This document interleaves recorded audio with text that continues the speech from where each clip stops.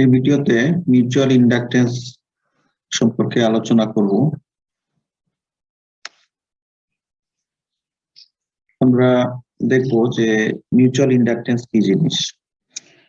তো mutual inductance বোঝার আগে যদি আমরা একটু ইন্ডাকটেন্সের ইকুয়েশনটা একটু দেখি। ইন্ডাকটেন্স অথবা সেলফ ইন্ডাকটেন্স আমরা অনেক সময় এল দিয়ে এক্সপ্রেস করি। Self inductance L is equal to M d phi by d I. অর্থাৎ আমাদের কাছে যদি কোনো কয়েল থাকে, কয়েলটা কোন একটা ম্যাটেরিয়ালে পেঁচানো থাকতে পারে অথবা ফ্রি স্পেসেও পেঁচানো থাকতে পারে। যদি কোনো একটা ম্যাটেরিয়ালে এই কয়েলটা পেঁচানো থাকে, তাহলে আমি যদি এই কয়েলের মধ্যে দিয়ে কোনো কারেন্ট পাস করাই, তাহলে এই কারেন্টের কারণে একটা ফ্লাক্স উৎপন্ন হবে এই কয়েলে। ফ্লাক্স উৎপন্ন হওয়ার ডিরেকশনটা হবে উপরের দিকে, ফ্লাক্স ফাই। এই ফ্লাক্সটা এইভাবে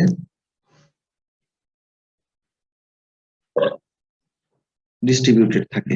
ফ্লাক্সটা এদিকেও থাকে এদিকেও থাকে, ফ্লাক্সটা দুই দিকে এভাবে ডিস্ট্রিবিউটেড থাকে। তাহলে এইটাকে ফ্লাক্সের ডিরেকশনটাকে যদি আমি বুঝতে চাই, তাহলে আমি যদি এই ম্যাটেরিয়ালটাকে যদি ডান হাত দিয়ে যদি ধরি, তাহলে আমি বুড়া আঙ্গুলের যে ডিরেকশন, থাম ফিঙ্গারের যে ডিরেকশন, সেটা হয় ফ্লাক্সের ডিরেকশন। অর্থাৎ আমি এই ম্যাটেরিয়ালটাকে যদি, আঁকাটা তো মুশকিল, এইভাবে যদি ধরি হাত দিয়ে,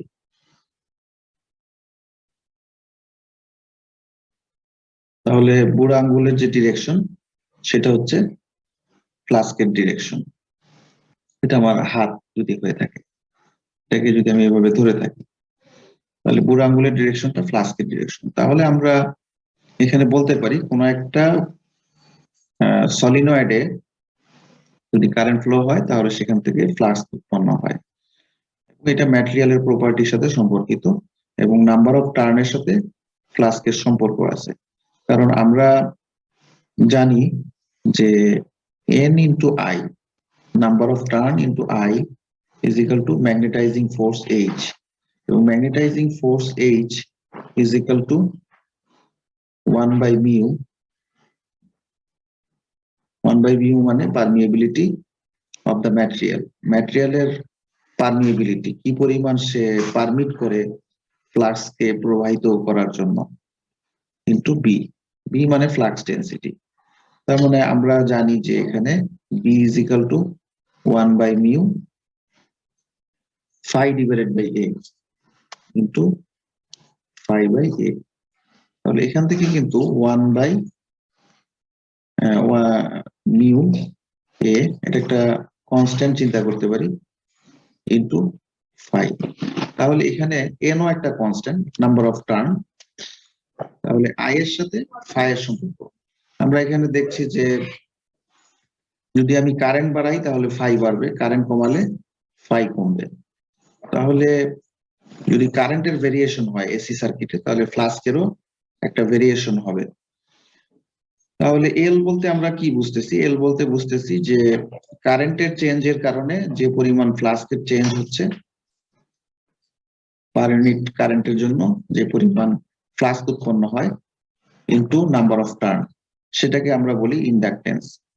এখন এখানে সেলফ ইন্ডাকটেন্স একটা টার্ম আছে, সেলফ ইন্ডাকটেন্স, আর একটা মিউচুয়াল ইন্ডাকটেন্স। নরমালি এল যেটা ইন্ডাকটেন্স বলি, এটাকে সেলফ ইন্ডাকটেন্স অনেক সময় বলি। কেন সেলফ ইন্ডাকটেন্স বলি?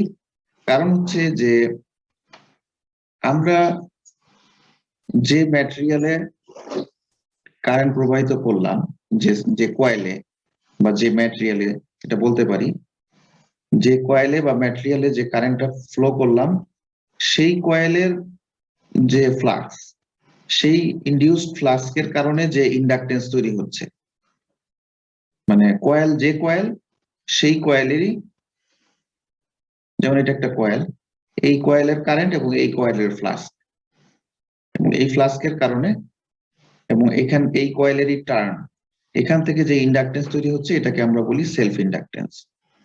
আচ্ছা, এখন আমরা দেখবো মিউচুয়াল ইন্ডাকটেন্সটা কি জিনিস। যদি আমাদের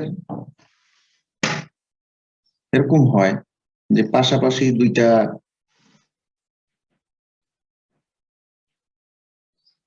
কয়েল আছে, অর্থাৎ একটা কয়েল এরকম,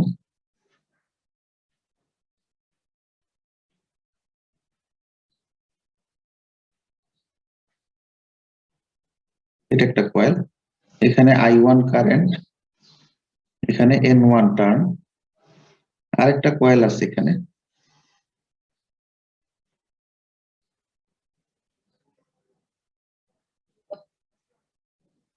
এখানে N2, number of turn N2। তো নর্মালি যেটা হয় যে যে ফ্লাক্সটা তৈরি হয় সেই ফ্লাক্সটা আশেপাশেও ছড়ায় যায় আর কি। যেমন আমরা যে ফ্লাক্সটা যে পর্যন্ত ছড়ায় সেটাকে আমরা বলি ম্যাগনেটিক ফিল্ড, যে পর্যন্ত ছড়ায় যায় সেটাকে ম্যাগনেটিক ফিল্ড বলি। এখন যদি এটার কাছাকাছি যদি আরেকটা কয়েল থাকে তাহলে কিছু ফ্লাক্স কিন্তু ওই কয়েলের মধ্যে দিয়েও যাবে, কিছু কিছু ফ্লাক্স। তাহলে আমাদের এখানে যে পরিমাণ ফ্লাক্স উৎপন্ন হচ্ছে সেই ফ্লাক্সটাকে যদি আমি বলি φ1, মানে 1 নাম্বার কয়েল, এটা হচ্ছে কয়েল 1, এখানে হচ্ছে কয়েল 2, দুটা কয়েল আছে। 1 নাম্বার কয়েল থেকে যে ফ্লাক্সটা উৎপন্ন হচ্ছে এটাকে আমরা দুই ভাগে ভাগ করতে পারি, φ11, φ12।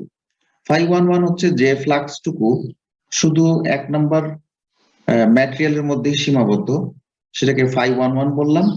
আর কিছু অংশ ফ্লাক্স চলে আসলো পরের ম্যাটেরিয়ালে, এই অংশটাকে বললাম আমরা φ12। এখন দেখা যাচ্ছে যে এই যে ম্যাটেরিয়ালটা, এই দ্বিতীয় ম্যাটেরিয়াল, এখানে কিন্তু কিছু ফ্লাক্স ইনডিউস হচ্ছে এবং এখানে একটা কয়েল আছে, এখানে নাম্বার অফ টার্ন আছে N2।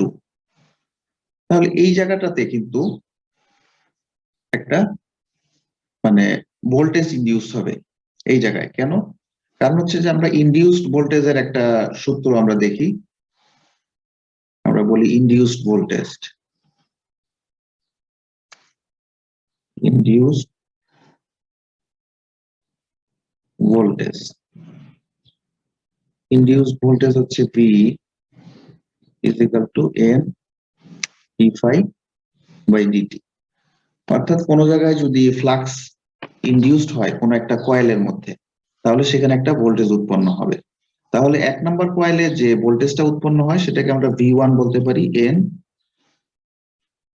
d∅1 বাই dt এরকম বলতে পারি। এখন দ্বিতীয় যে কয়েলটা, সেই কয়েলেও কিন্তু একটা ভোল্টেজ ইনডিউসড হবে, যেহেতু একটা ফ্লাক্স চলে আসছে। তাহলে এখানে যদি ভোল্টেজ যেটা ইনডিউস হয় সেটা যদি V2 হয় তখন আমরা বলবো N2, কারণ এখানে নাম্বার অফ টার্ন হচ্ছে N2 এবং ফ্লাক্স আসতেছে হচ্ছে φ12 ডিভাইডেড বাই dt। আচ্ছা, φ12 টা একটু ক্লিয়ার করে লিখি, φ12 মানে এই যে φ1 এর যে অংশটুকু দ্বিতীয় কয়েলে আসতেছে সেটাই হচ্ছে φ12। তাহলে দ্বিতীয় কয়েলে কিন্তু একটা ভোল্টেজ ইনডিউসড হবে, সেটা হচ্ছে φ12 একটা ভোল্টেজ ইনডিউসড হবে। আচ্ছা, তাহলে এখানে আমরা নর্মালি মানে এই যে ভোল্টেজ যেটা ইনডিউসড হয় এটাকে আমরা অনেক সময় এভাবে লিখি যে V is equal to N d∅/dt is equal to N d∅/di into di/dt। এটা এইভাবে লিখি অনেক সময়। অর্থাৎ ভোল্টেজের ডেফিনেশনটা আমরা দুই ভাবে দিয়ে থাকি। অর্থাৎ এই যে অংশটা N d∅/di, এই অংশটা কিন্তু L এর ডেফিনেশন, L। অর্থাৎ আমরা বলি যে L ডিআই বাই ডিটি এরকম বলি। অর্থাৎ এখানে যে কারেন্টের কারণে ফ্লাক্সটা উৎপন্ন হলো সেটা হচ্ছে আই। আচ্ছা, এই ক্ষেত্রে এখন কি হবে? এই ক্ষেত্রে আমরা লিখতে পারি N2 d∅12 di1, কারণ এখানে কারেন্ট আছে শুধু একটাই, I1 কারেন্ট। তাহলে আমরা যদি এটার সাথে ডিআই বাই ডিটি বলি, তাহলে এখানে কিন্তু একটা জিনিস খেয়াল করার আছে, সেটা হচ্ছে যে এই যে টার্মটা, এই টার্মটা এই টার্মটা যদি খেয়াল করি, আর আমরা যদি ইন্ডাকটেন্সের এই যে এই টার্মগুলো খেয়াল করি,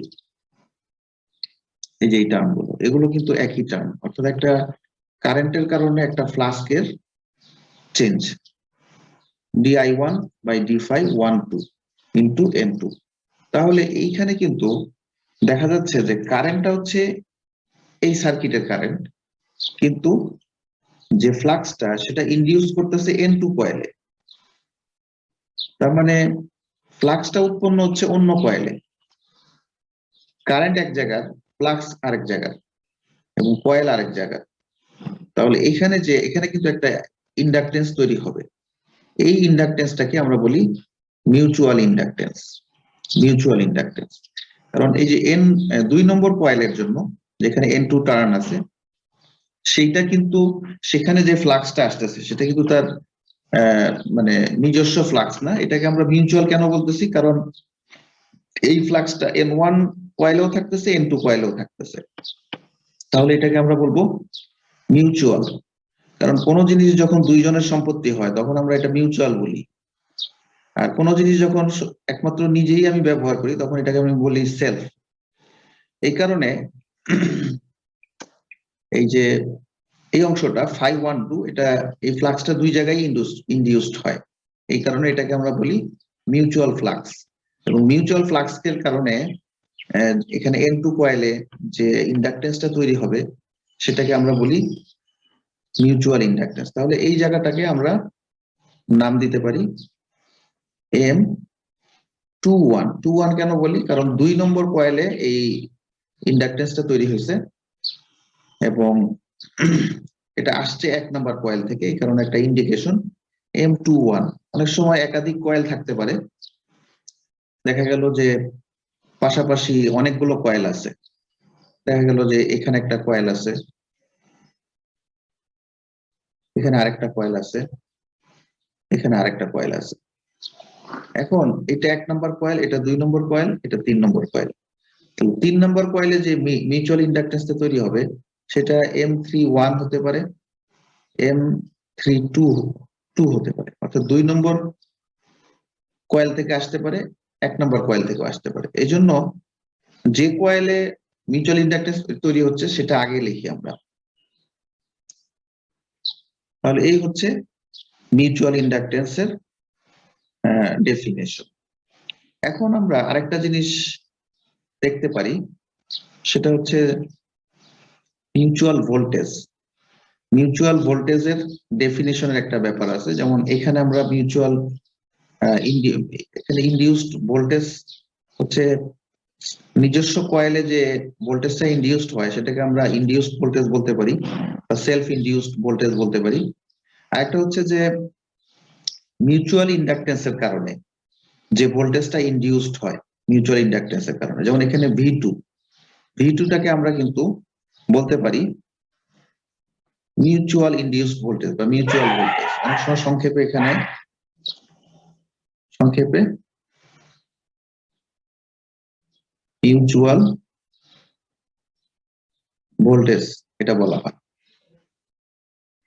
মিউচুয়াল ভোল্টেজ মানে এখানে এই কয়েলে কিন্তু আমরা কোনো কারেন্ট ফ্লো করাই নাই, কারেন্ট ফ্লো নাও করাই সেকেন্ডারি দ্বিতীয় কয়েলে, তারপরেও কিন্তু এখানে একটা মানে ভোল্টেজ ইনডিউসড হবে। তাহলে মিউচুয়াল ভোল্টেজটা একটু বুঝতে হবে, কারণ মিউচুয়াল ভোল্টেজের ডিরেকশনের একটা ফ্যাক্টর আছে।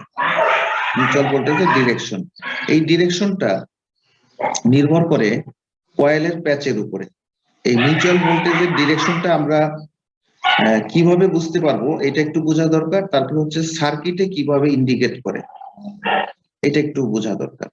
মিউচুয়াল ভোল্টেজ সম্পর্কে এখন আমরা একটু আলোচনা করব। তাহলে এটা একটু মুছে দেই।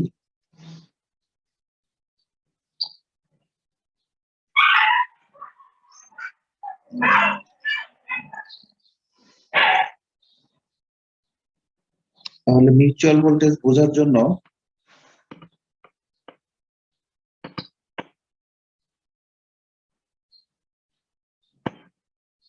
এই সার্কিটটা থাকতে পারে। এখানে আরেকটা জিনিস আমার দরকার হতে পারে, সেটা হচ্ছে যে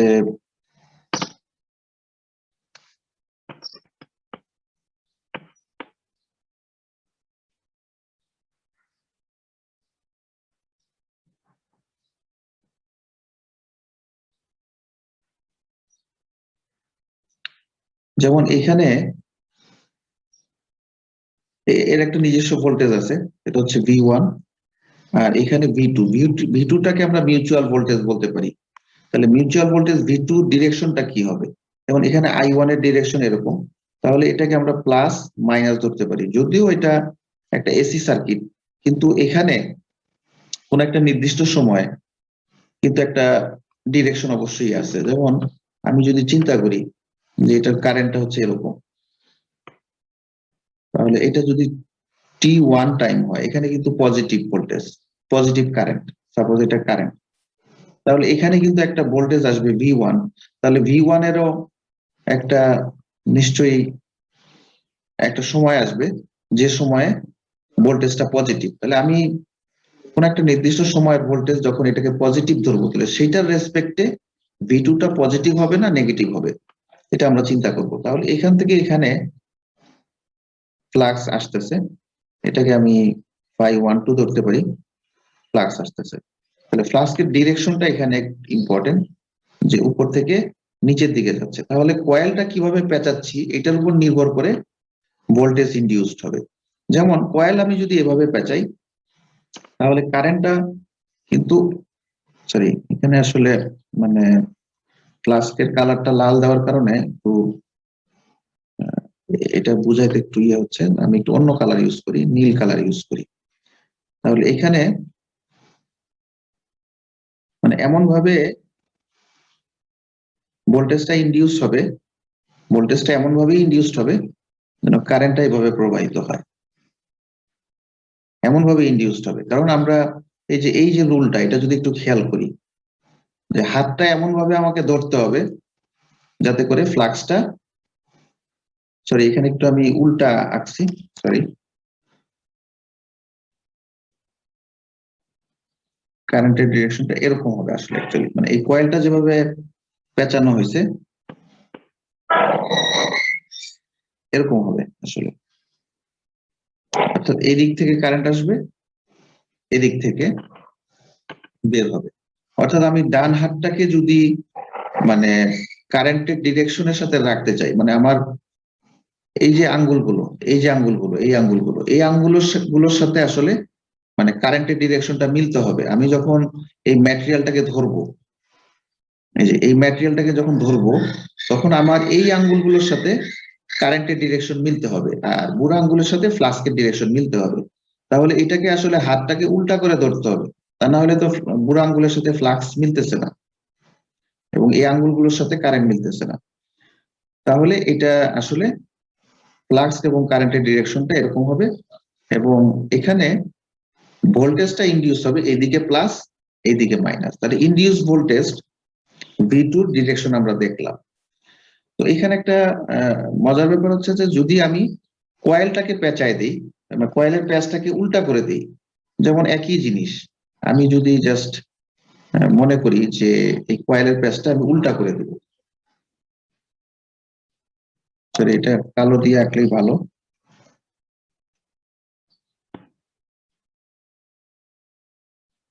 মানে জাস্ট একই কয়েল, একই ম্যাটেরিয়াল, এবং কয়েলটাকে যদি আমি এখন কয়েলের প্যাচটাকে যদি এইভাবে উল্টা করে দিছি,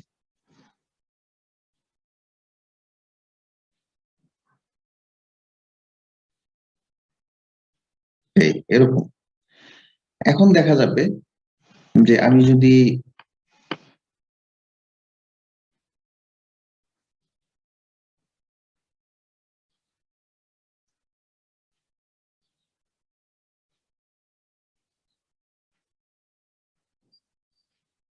এখন কিন্তু দেখা যাচ্ছে যে কারেন্টের ফ্লোটা চেঞ্জ হয়ে গেছে, কারণ এখানে আমাকে যে মানে আমি যে ফ্লাস্কের ডিরেকশনটা বের করব, ফ্লাস্কের ডিরেকশন বের করার জন্য কিন্তু আমাকে হাতটাকে একইভাবে ধরতে হবে। এখানে এই যে একই ফ্লাক্স যদি 512 আসে, তাহলে হাতটাকে একইভাবে না ধরলে কিন্তু এই কারেন্টের ডিরেকশনের সাথে মিলতেছে না।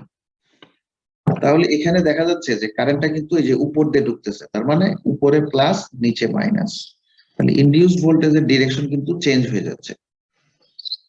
ইনডিউস ভোল্টেজের ডিরেকশন চেঞ্জ হয়ে যাচ্ছে, যা শুধু কয়েলের প্যাচটাকে আমি যদি উল্টা করে দিই। এখন এটা আমাদের কেন লাগে আমরা দেখলাম, এখন ইনডিউসড ভোল্টেজের ডিরেকশনটা দেখলাম। এটা আমাদের কেন লাগে? এটা লাগে এই কারণে যে অনেক সময় সার্কিটে আমরা কেভিএল অ্যাপ্লাই করি। যেমন সাপোজ এখানে যদি মনে করি যে এখানে একটা সোর্স আছে, এখানে একটা রেজিস্টর আছে, এখানে একটা ইন্ডাক্টর আছে। তাহলে আমরা নর্মালি কিন্তু ইন্ডাক্টর গুলো সার্কিটে এক্সপ্রেস করি এইভাবে। এখন এই যে ইন্ডাক্টরের যে সিম্বলটা আমরা ইউজ করছি, এই সিম্বল থেকে কি বোঝা যায় যে আসলে এটা টার্নটা কিভাবে আছে, প্যাচটা কিভাবে আছে, এটা কিন্তু বোঝা যাবে না। এই সিম্বল থেকে বোঝা যাবে না এটা কি এইভাবে প্যাচ না এইভাবে প্যাচ, এটা কিন্তু বোঝা যাবে না আসলে প্যাচটা কিরকম। এটা মানে সিম্বল থেকে বোঝা যাবে না আসলে। তাহলে এইখানে যদি আরেকটা ইন্ডাক্টর থাকে, তাহলে এইখানে যে ভোল্টেজটা ইনডিউসড হবে V2, এটার ডিরেকশনটা কি হবে? ইনডিউস ভোল্টেজ যেটা, এটার ডিরেকশনটা কি হবে? তাহলে যেমন এইখানে যেভাবে আমরা আঁকছি, একে বুঝাইছি, ঠিক এইভাবে কিন্তু সার্কিটে আঁকা হয় না। তাহলে আমরা প্যাচটা বুঝবো কিভাবে, মানে ভোল্টেজ যেটা ইনডিউস হচ্ছে সেটার ডিরেকশনটা বুঝবো কিভাবে যদি প্যাচ না বুঝি? কিন্তু সার্কিটে তো প্যাচটা বোঝানো হয় না। তাহলে এটা বোঝার জন্য একটা কনভেনশন ইউজ করে। কি কনভেনশন? সেটা হচ্ছে এরকম ডট কনভেনশন। ডট কনভেনশনটার নিয়ম হচ্ছে এরকম, এটা মুখস্থ রাখতে হবে। সেটা হচ্ছে যে এখানে একটা ডট, এখানে একটা ডট। যদি এরকম হয় যে এদিক দিয়ে কারেন্ট হচ্ছে, এটা হচ্ছে I1 কারেন্ট, তাহলে যদি ডট টার্মিনাল দিয়ে যদি কারেন্ট এন্টার করে, তাহলে পাশের ইন্ডাক্টরে ডট টার্মিনালে যে ভোল্টেজটা ইনডিউস হবে সেটার পজিটিভ দিকটা থাকবে। এটা হচ্ছে নিয়ম। আর যদি এরকম হয়, যেমন আমরা আরেকটা একই জিনিস আরেকটা দেখাই।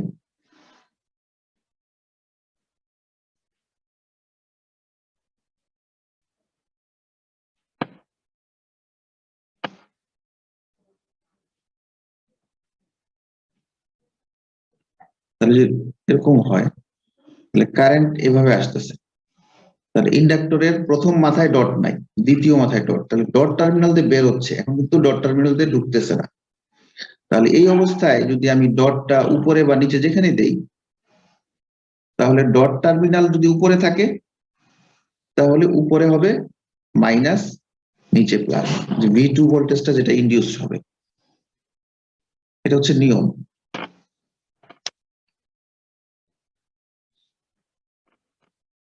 আমরা এই অংশটা যদি মুছে দেই, তাহলে ডট কনভেনশনের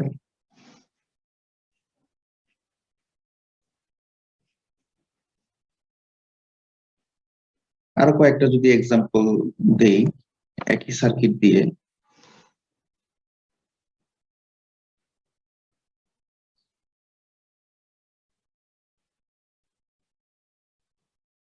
এই এটা অনেকভাবে এক্সাম্পল দেওয়া যায়, কারণ অনেক সময় প্রবলেম বিভিন্ন ভাবে থাকে। যেমন এখানে এখানে দিলাম এটা,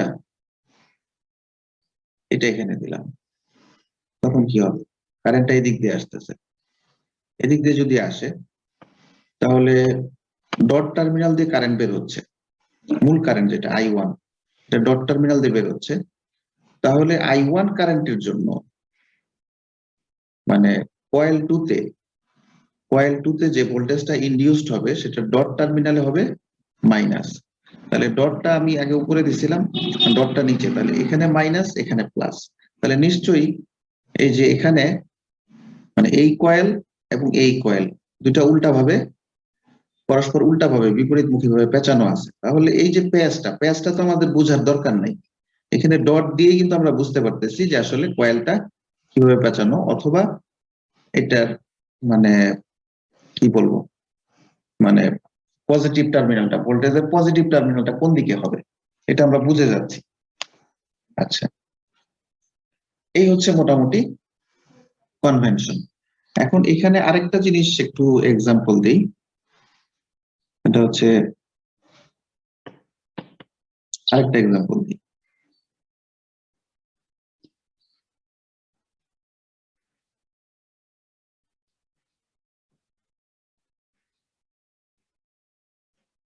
সাপোজ এখানে ডট আছে, কারেন্ট এভাবে ঢুকতেছে I,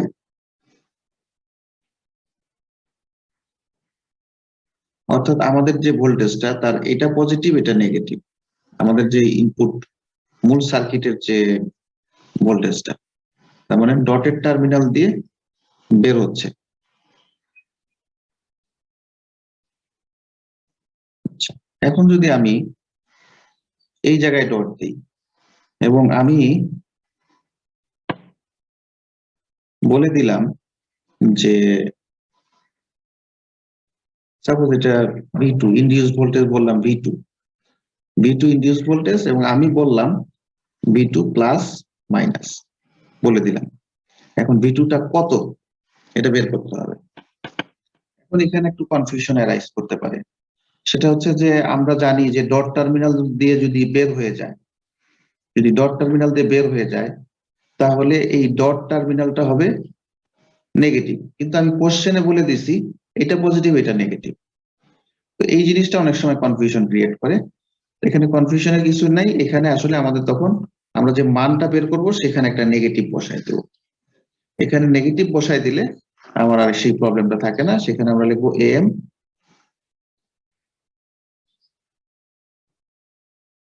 DI1 by DT, V2 is equal to AM DI1 by DT। আসলে মূলত এই সূত্রটাই কিন্তু মানে KVL এ ইউজ হবে।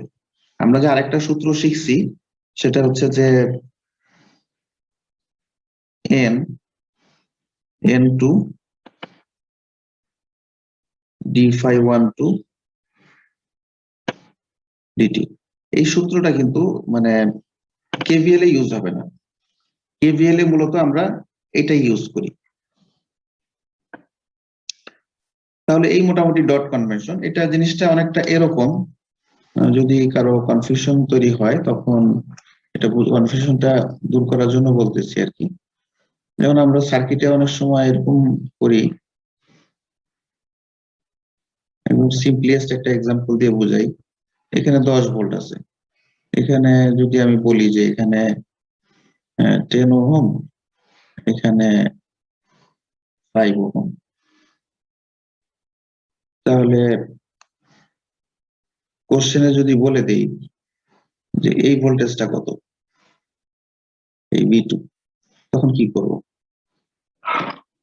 তখন আসলে V2 ভোল্টেজটা দেখা যাচ্ছে যেখানে আমি চিহ্নটা উল্টা করে দিছি, আসলে V2 উপরে পজিটিভ নিচে নেগেটিভ হবে।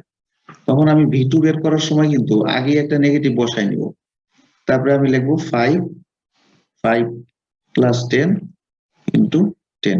এই জিনিসটা কিন্তু এভাবে লিখবো আমি, V2 একটা নেগেটিভ ভ্যালু আসবে, যেহেতু কোশ্চেনে উল্টা দেওয়া আছে।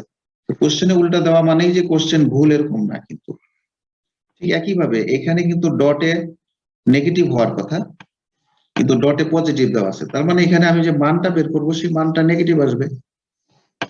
এই হচ্ছে ফ্যাক্টর।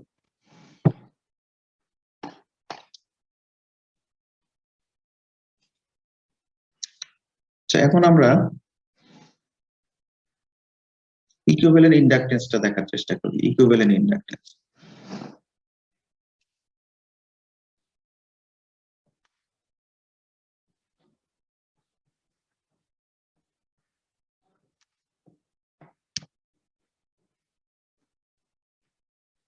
যখন কোনো ইন্ডাক্টর, দুইটা ইন্ডাক্টর সিরিজে থাকে L1 L2, তখন আমরা কি করি? নরমালি L ইকুইভ্যালেন্ট করি L1 প্লাস L2। এখন কিন্তু যখন মিউচুয়াল ইন্ডাকটেন্স চলে আসবে, দুইটা কয়েল যখন পাশাপাশি থাকে, এবং এসি সার্কিটের ক্ষেত্রে, ডিসি সার্কিটের ক্ষেত্রে এটা লাগে না, এসি সার্কিটের ক্ষেত্রে কিন্তু আমাদের মিউচুয়াল ইন্ডাকটেন্সটা কনসিডার করতে হবে। এখন মিউচুয়াল ইন্ডাকটেন্সের ক্ষেত্রে ওই যে কয়েলের প্যাচ, এটা একভাবে পেঁচানো, এটা যদি আরেকভাবে পেঁচানো হয়, তখন আমরা মিউচুয়াল ইন্ডাকটেন্স কিন্তু বুঝতে হবে এখানে। তখন ওই যে ডট খেয়াল করতে হবে, যে ডট যদি এটা এখানে থাকে, এটা এখানে থাকে, তাহলে কারেন্ট যদি এভাবে আসে, এদিক দিয়েও ঢুকতেছে, এদিক দিয়েও ঢুকতেছে, দুইটাই মানে কারেন্ট এন্টারিং, দুইটা কয়েলে যদি কারেন্ট এন্টারিং হয়ে থাকে, তখন আমরা এল ইকুইভ্যালেন্ট লিখবো L1 plus L2 plus M, এখানে আসলে একটু আলোচনা করা দরকার ছিল, M12 M21। তাহলে আসলে মিউচুয়াল ইন্ডাকটেন্স নরমালি দুইটা পরস্পর সমান হয়, এটা প্রমাণ অন্য জায়গায় আছে। M12 সমান সমান M21 ইজিক্যাল টু, আমরা এম ইউজ করি আসলে একসাথে, তাহলে আমরা লিখতে পারি L1 plus L2 plus twice M, এভাবে সংক্ষেপে লিখতে পারি। আবার এই জিনিসটা যদি এরকম থাকে যে এদিকে একটা এদিকে একটা, অর্থাৎ এই কয়েলে যে কারেন্টটা ঢুকতেছে আই কারেন্ট, সেই একই কারেন্ট দেখা যাচ্ছে দ্বিতীয় কয়েলে বের হওয়ার সময় ডটটা পড়তেছে আই কারেন্ট। তার মানে এইখানে মানে ইকুইভ্যালেন্ট যে ইন্ডাকটেন্সটা সেটা বিপরীতমুখী হবে, নেগেটিভ। ইন্ডাকটেন্সটা আসলে ওভারঅল যে ইন্ডাকটেন্স, এই পুরা দুইটা কয়েল মিলায় যে ইন্ডাকটেন্স, এটা কিন্তু এখন ডিফারেন্ট হয়ে যাবে। এখন আমরা লিখবো L equivalent is equal to L1 plus L2 minus twice M. এবং এই যে ইকুইভ্যালেন্ট ইন্ডাকটেন্স, এটাকে এইভাবে দেখানো হয়, মানে মিউচুয়াল ইন্ডাকটেন্স যেটা। তাহলে সিরিজ সার্কিটের ক্ষেত্রে ইকুইভ্যালেন্ট ইন্ডাকটেন্সটা আমরা এভাবে দেখতে পারি।